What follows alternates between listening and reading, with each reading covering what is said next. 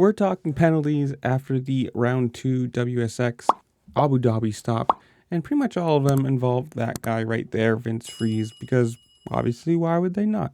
Every time he's around, something happens, and it's not normally good. Starting with this, where he takes out Dean Wilson right in the beginning. This is race 1. It's like he took Wilson like 7 or 8 laps past him, and then first corner he just plows him through and moves on with his day and just says, yep, goodbye. Well, that one's going to earn him a 2-position drop in race 1. So, who knows? The CEO, Adam Bailey of the SX Global whatever group, said, as we grow this new FIM World Supercross Championship, racing and the integrity must be paramount, as is rider safety. As the promoters of the championship, we want to see hard racing that provides incredible spectacle for fans and spectators. However, we rely on the FIM and their officials to implement and enforce the rules to ensure both integrity and safety are always maintained. Well, not during the racing, but like 3 days after we'll enforce them. Whatever.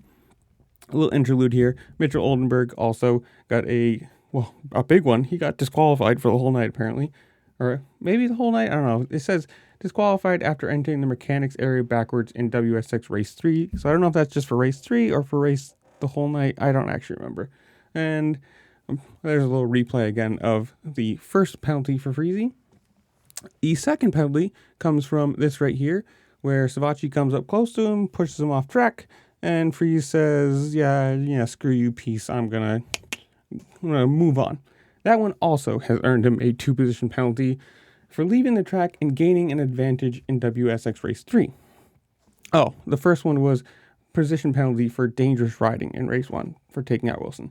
So somebody tell me in the comments below, losing 2 positions for 2 races, so 4 positions total, does he lose his podium? I actually don't know. I don't know the math on that. So someone do the math if you know, or comment down below, whatever it is, and tell me, does he lose his podium? Does it not matter? I couldn't tell you. And also, what did you think of round 2? Are you excited for round 3? And I think it's Melbourne, the end of the month. And who do you think wins? Whatever it is, comment down below. Make sure to like, share, subscribe, do all the fun things this platform allows you to do, because it really does help me out, and I appreciate it. And with that, I will see y'all later. Peace.